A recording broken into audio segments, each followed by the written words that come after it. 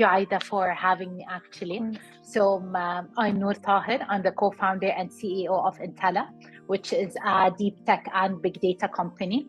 I got my bachelor's degree actually from Western University, double majoring in human resources and psychology.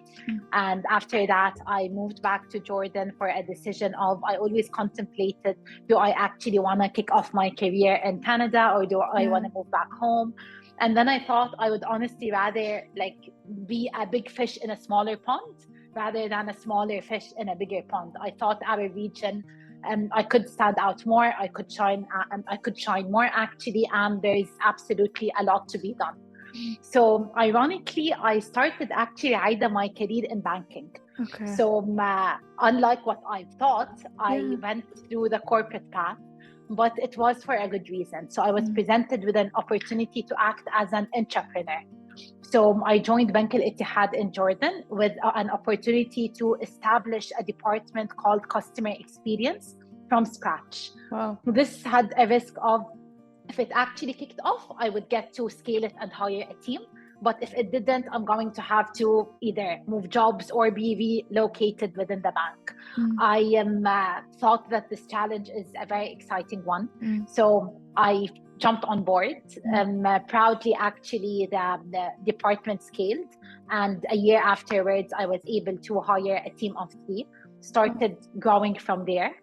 I was presented with multiple opportunities for growth, honestly. So I consider myself to be both, I'm a hard worker myself, but at the same time, opportunities did come my way.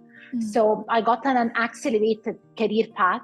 And then 5 years later, I thought I actually exceeded where I wanted to be and the goals I had set out for myself at this age. So I was done with the corporate world and decided to just quit and go backpacking across Southeast Asia. What? So, yeah. I decided that it's about time that I've honestly hit the objectives that I wanted in terms of business, and I decided to invest in some interpersonal skills. I wanted to grow as a person, not just as a woman in business or in my career.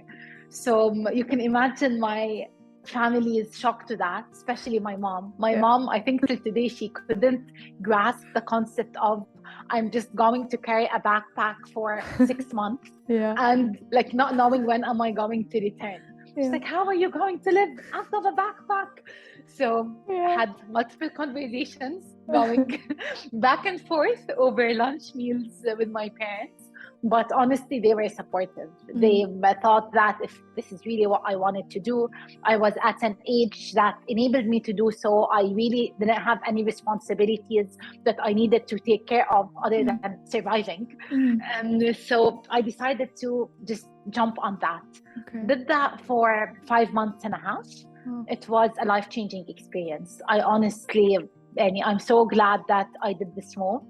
It just taught me a lot about myself. It taught me a lot about how to be humble, how to always keep going. You hit very low lows when you're on your own, just backpacking, different countries, you don't speak the language, you're mentally exhausted, you're physically exhausted. So it was honestly a beautiful journey overall. When I returned from that, I decided that I've always wanted to do my own thing. I knew eventually that I'm going to actually kickstart my own company one day. I still thought I wasn't ready yet at that time. And this might be something like talking to other women entrepreneurs. We really underestimate sometimes our potential. We're more risk averse. We always say that I need to be more ready. Like maybe I should just get a little bit more experience, do my homework a little bit more. So what I decided to do is join the startup world. I first started with consulting for startups on strategy and building their basically business models. And then I joined 2 startups and spent 2.5 years working in senior management in startups until I finally thought that it's not worth it. If I'm not going to do my own thing, working for someone else, having the stress of working in a startup just won't make the cut. So I took a leap of faith, decided it's about time that I actually go after what I truly wanted and to launch my own company. So I met with my co-founder, who's a techie. I'm not a techie myself. And although I run a tech startup, I cover the business part of it. Omar complements my skill sets very nicely. He's doing his PhD in machine learning and big data, actually. So we decided to team up and found Intella. And that's the story. Interesting. Wow. Oh my God, there's so many questions. That's not the story. That's not the end. so let's go backwards. So sure. Now you've already found your partner in your startup. Would you still consider it a startup though?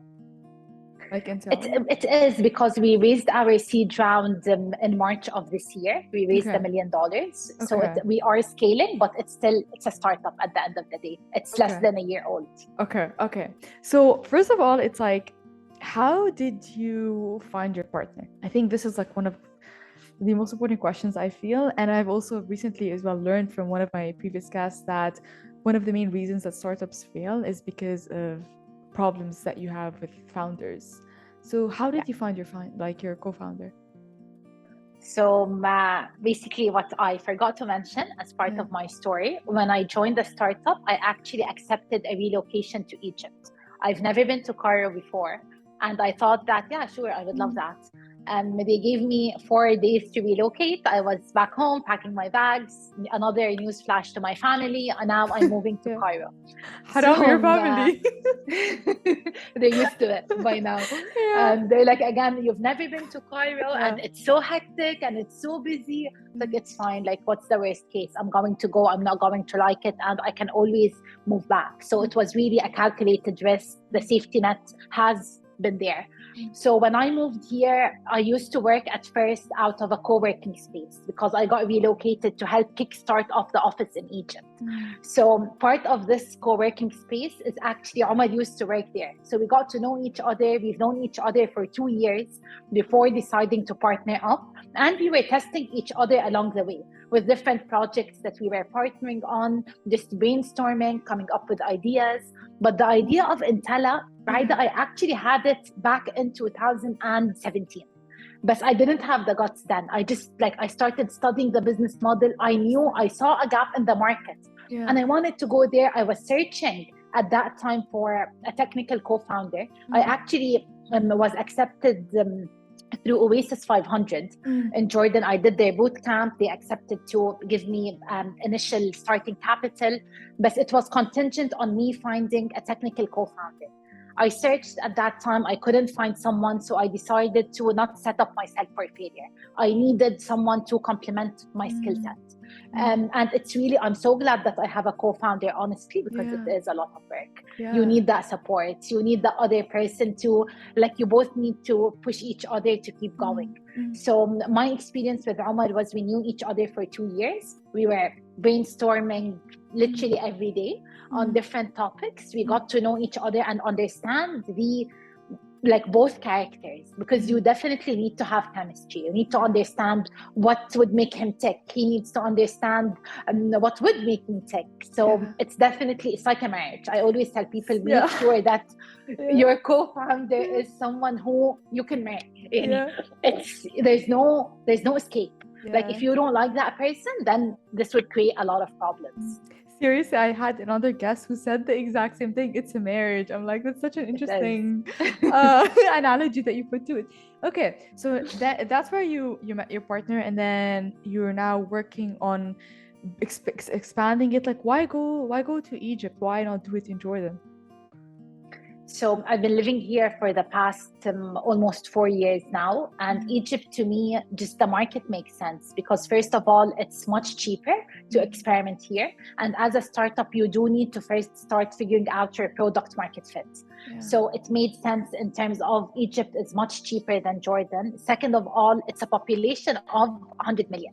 So whatever you're selling, you would find the target market for that. So it's just made sense. And last but not least, the talent. Again, you have a lot of talent. The population is a much larger population size when it compares to Jordan. And from my perspective, it's companies usually start in Jordan only to scale. So I decided to just go on a fast track, start with proving that this idea is scalable by targeting a larger market from the get-go and starting the journey from there. Okay. And you said your idea came on earlier to you in the process, but you're not ready back then. I mean, can you explain further how do you solve a gap in the market now? Like, how are you solving the current existing gap? Sure. So the gap basically that we're solving is when you look at the big data industry and market research in specific in the MENA region, unfortunately, it's an old-fashioned industry. It hasn't really changed much, although tech enabled a lot of industries, the market research industry is still lagging behind. The inspiration behind Intella, I witnessed this pain firsthand. So when I was working in the bank, we were working with with one of the largest actually consulting firm on a strategic project, and we needed data so that we can do data-driven decision making. And to my shock, it took us 2 months to get our hands on a report. We commissioned multiple market research agencies, global ones, but the process is just too time lengthy, too time consuming. By the time we got the data, it was already obsolete. We wanted to move faster. So I thought it's kind of crazy how I can order a product from the US and get it shipped within 24 hours. But for data from my specified target audience, I actually have to wait 2 months for me to get that. I thought there must be a solution out there. So I started looking up the model, checking out what global players are actually doing, and I stumbled upon a few companies that are actually nailing it in Europe and in the States. So I thought, why not? Why not the MENA region? And this is basically where the inspiration came from. So now with Intella, what do you do? So let's say I'm a person who's interested in working or using Intella one way or another. I'm a company who wants to use that. I mean, how can you pitch that for me to convince me to see the added value for that on my company, let's say? Super. So first of all, when we talk about data, we talk about the 360 data strategy. So we capture primary market research data where you can specify your target audience. So you can say, I'm interested in surveying women entrepreneurs in the MENA region, as an example. And we have actually a portal of panelists that are vetted, that we would do basically the matchmaking with, and we would gather this insight. Instead of you waiting months, you can actually get the insights in real time as they are rolling in. Once the complete sample set is actually gathered, we would be providing you with a report with the key recommendations and comprehensive insights on that. Second thing is, we're fully transparent when it comes to the pricing model. So currently, the market research agencies, if you don't have a minimum of $20,000 to spend, good luck getting any data. What we do is we price it per respondent. So if you have $100, we can still get you data. If you have $100,000, we can get you data. Okay. So it's up to you basically to customize it according to your budget. But the coolest thing for me, which is our latest product actually, is very inspired by the fact that we are Arabs. So when you look at our region, the most consumed type of data, and I'm sure you know that because you run a podcast, is actually voice data. We are people who we talk much more than we read and write. It's unfortunate, but that's actually the reality of our region.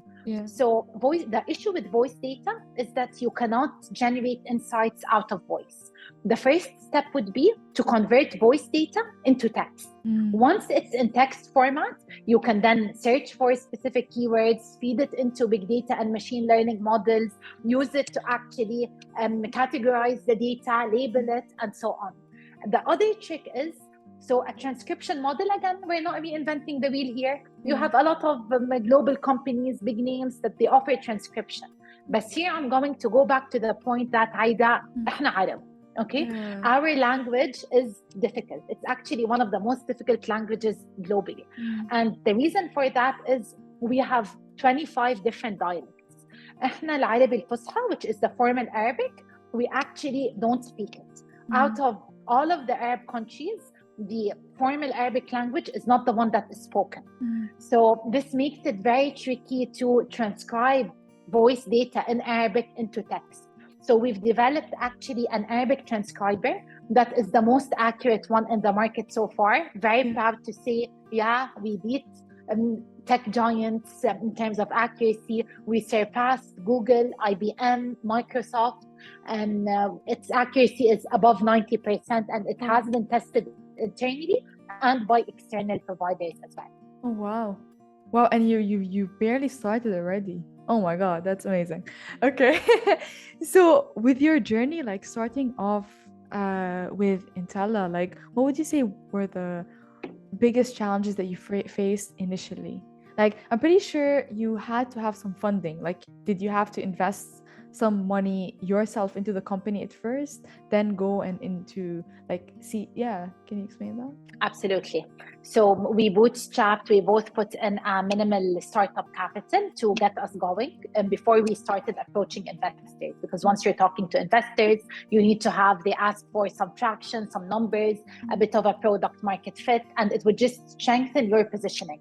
You can absolutely fundraise at an idea stage, but the question is at what compromise? So at what valuation? How much are you giving up in exchange for that? So you need to be able to defend why are you an investable business. So we bootstrapped our way for the first 8 months or so. And then we thought that it's about time that we dream bigger, we scale. In order to do that, we need to hire a team.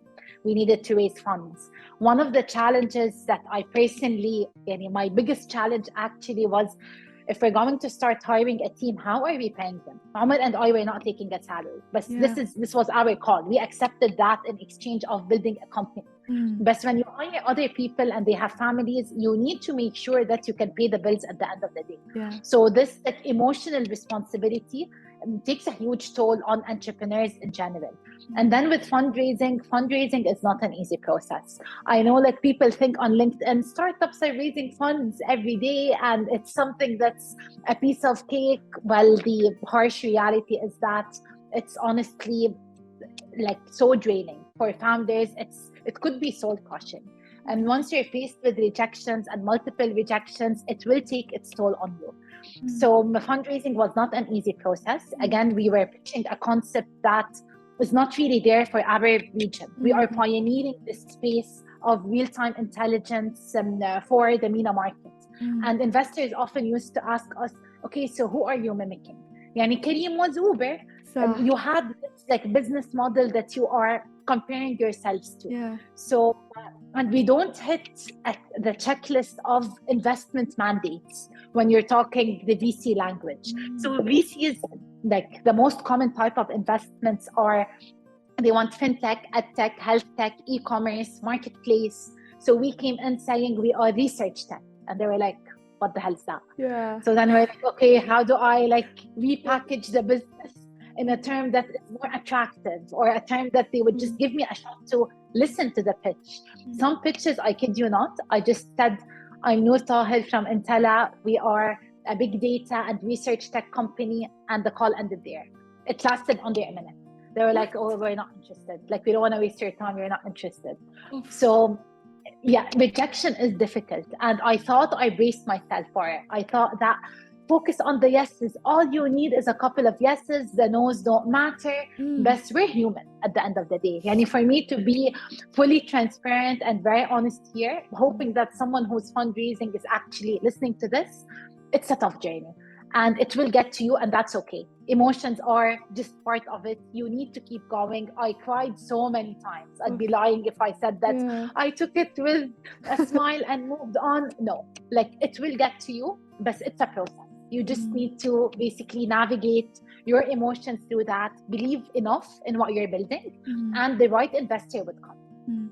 How do you believe in what you're building when you still do not see that people are believing in it, that other people are believing in it or investing in it, and you have no yeses around you validating? I got my sanity check, honestly, from our clients. So I come from a business development background. I'm very big on testing things, getting feedback from the market.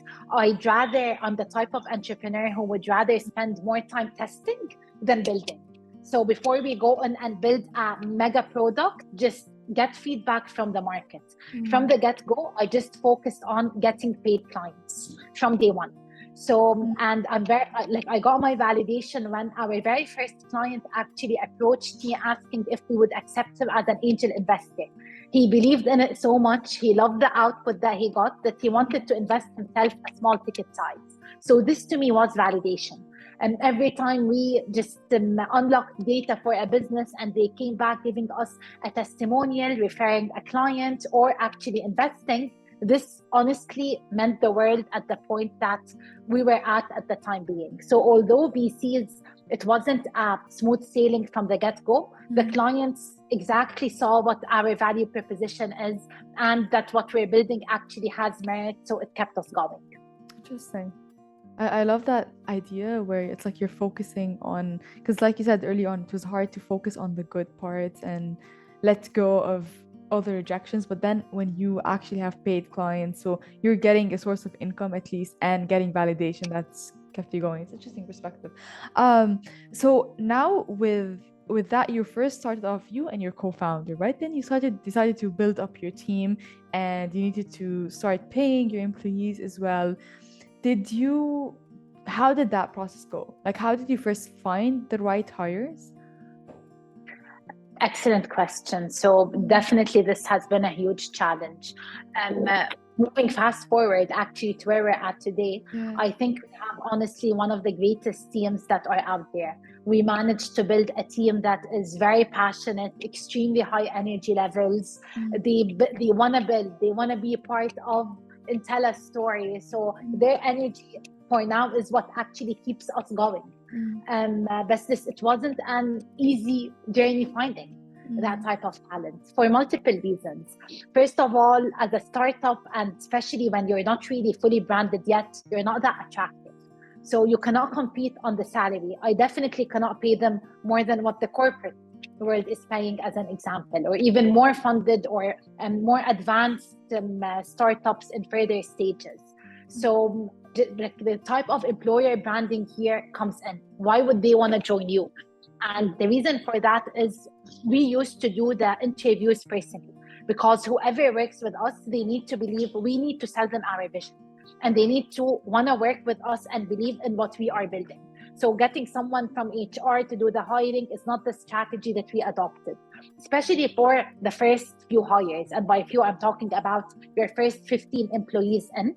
You really need to make sure that the synergy is there, the chemistry is there, that you're building people who are similar to you in a ways that it would contain the culture, or it would go towards the culture that you're building. Because the first 15 actually got us to hire the next 15.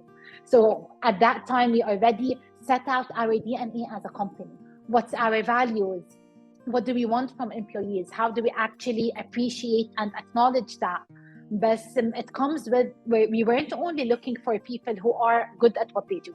We were looking for people who actually fit our culture, have the passion for it, and are extremely resilient. Because again, startups, it's a roller coaster. You come in day in and day out, not knowing what to expect. You have to be fully adaptable. You have to be very self-motivated. You have to keep yourself going, because at the time, everyone is so busy. There's no one to hold your hand. And I tell my team, during the interview, I expect you to hit the ground running. There's no grace period. This is a luxury. We do not have this luxury. You need from the get-go to seriously hit the ground running.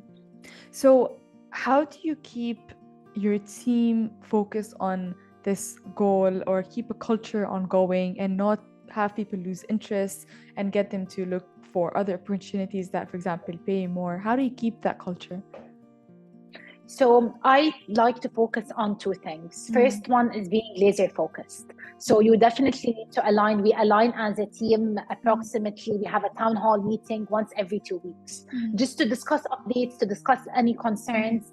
Omar and I both decided that we're going to have a culture of full openness and transparency. So we don't hide our investors from the team. We don't hide the team from our investors. Last week, actually, our lead investor flew in from Saudi Arabia to meet with every single team member one-on-one. Wow. So it's granting employees this exposure. I want what's best for their career. Because, and one thing that I honestly tell it, and I say it very genuinely, when it comes to career, everyone has to be selfish. Because at the end of the day, you're fighting for your career, you're fighting for your future. So what we have to do as founders is to make sure that they are growing, we are granting them exposure, and they are staying because they are believing in this company. They're not staying because we're blocking other opportunities that's coming their way, or we're not granting them enough exposure or putting their name out there. And I honestly think while talking to the team, they're here because of the team. They're here because of the culture, because of the work environment. They all were like a family. We spent so much time together, and we've seen each other through highs and lows. Before a product launch, it's stress levels are at a maximum. People are like, anytime you'd walk into an office, you'd find someone there and you'd find someone working. So the reason that they stay is because of them, not because of us. It's the culture, their colleagues, and the environment, and the opportunities. We don't have rules such as you need to be at least X in years old in order for you to hold this title. We have a very flat organizational structure. We really don't focus on titles. We don't focus on periodic promotions. So if you're doing well and you deserve an acceleration, it's all yours. There's no such thing as, no, but you've only been with us for 2 months now, for 3 months now. So this enabled us to keep the best talent and to attract the best talent. Oh, amazing. And who do you usually hire? Like, do you have specific, since it's a tech company, are you looking for individuals who are, let's say, highly skilled in certain fields, certain spaces, or are you just open and welcoming for people with different backgrounds? As cliche as it sounds, I'm a big believer of hire for attitude, train for skill.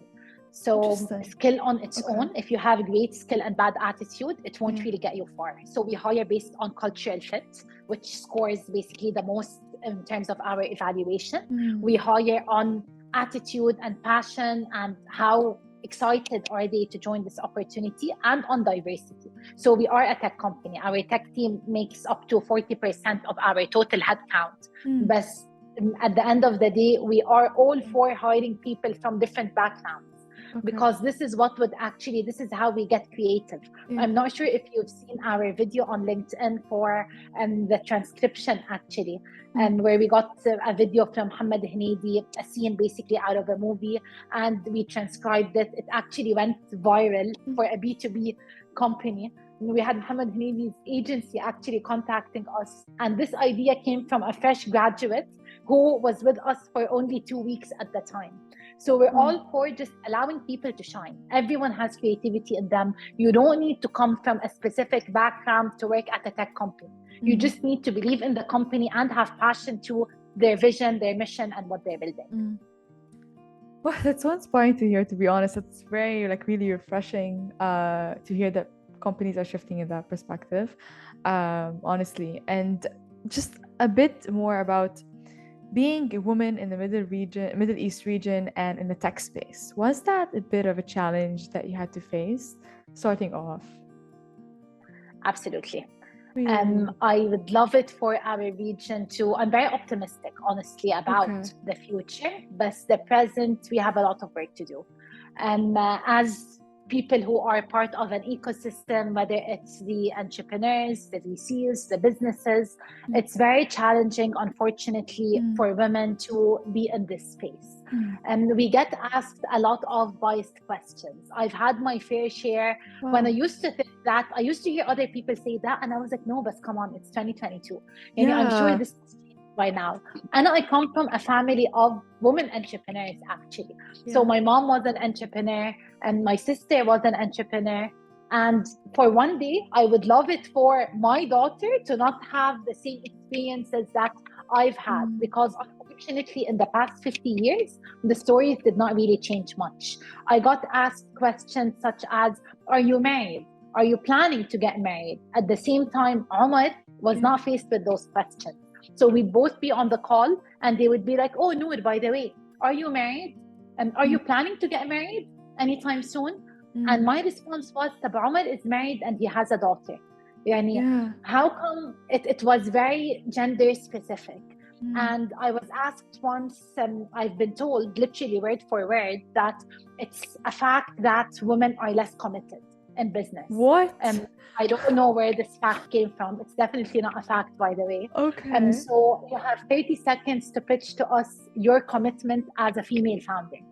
So again, those questions, they drive women off. I'm not surprised that statistically speaking, less than 0.05% of funding goes towards women in the MENA region. So again, the statistics are there. The numbers are shocking, alarming, they're sad.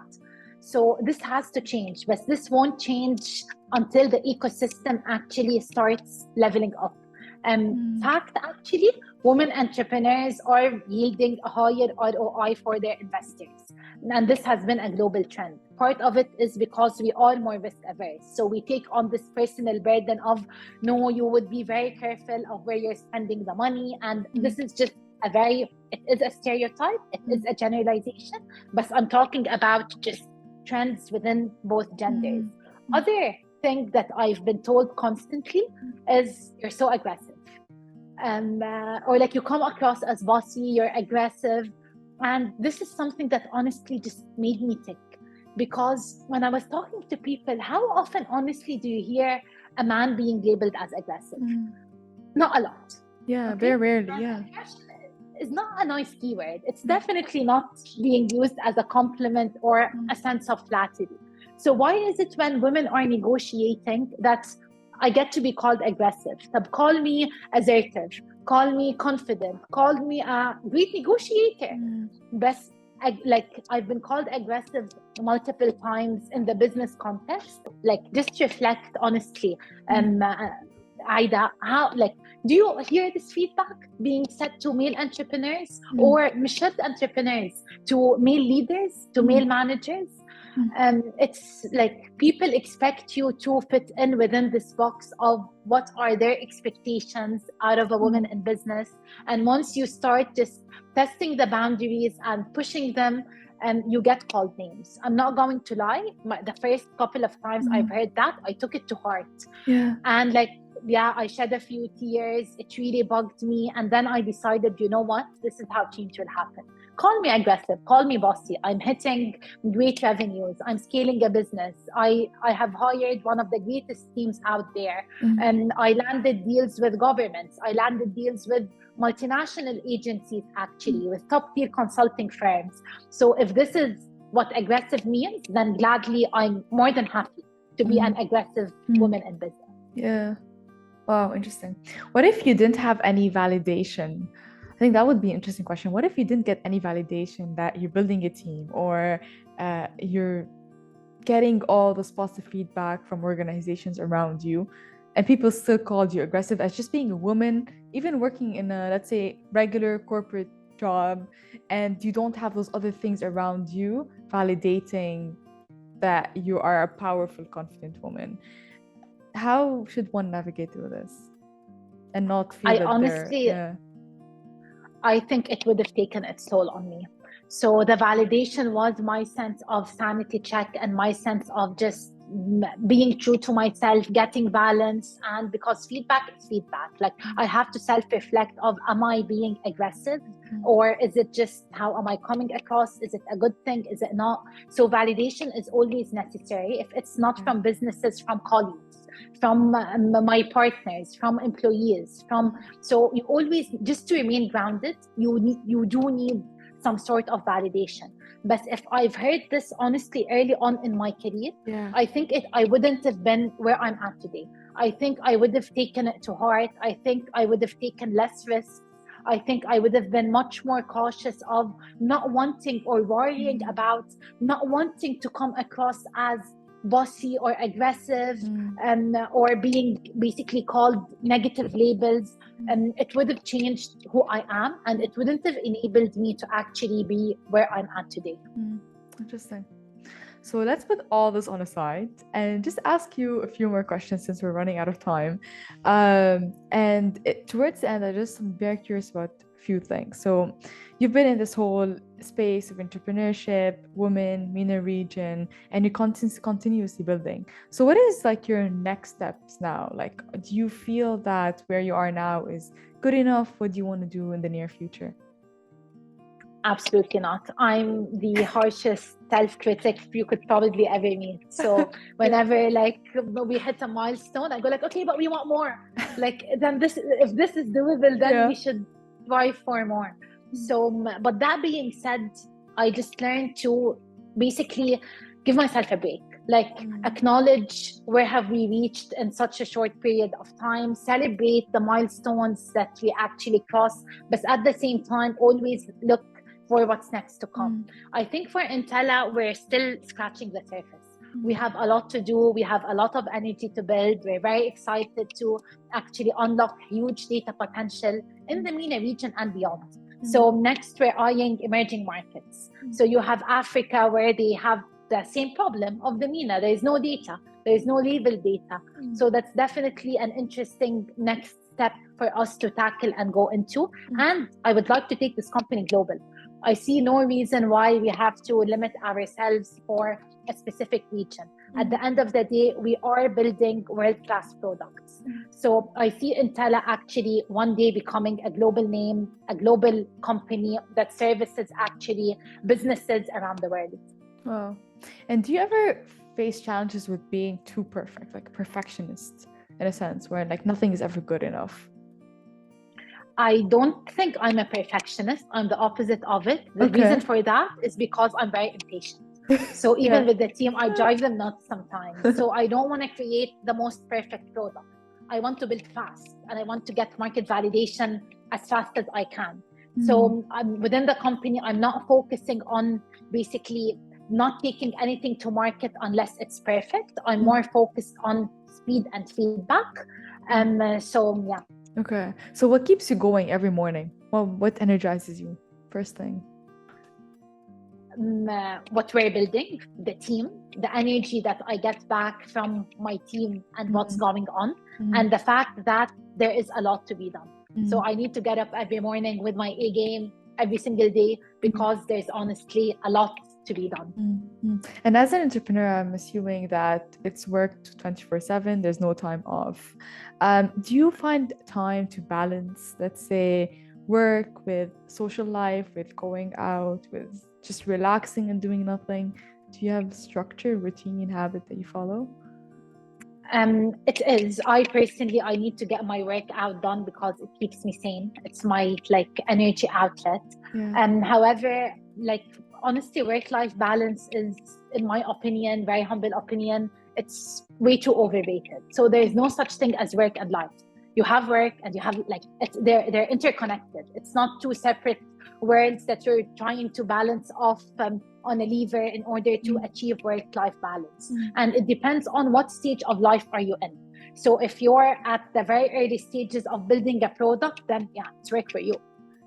This is where majority of your energy is actually going towards. But I had to be very conscious of not burning out because I tend to run super fast and I want to keep building and I want to do this and that and I want to do it tomorrow. So just managing my own pace and managing a burnout has been crucial. I actually just got back from a vacation in Italy 2 days ago. So after a year, I was like, okay, guys, I need this break.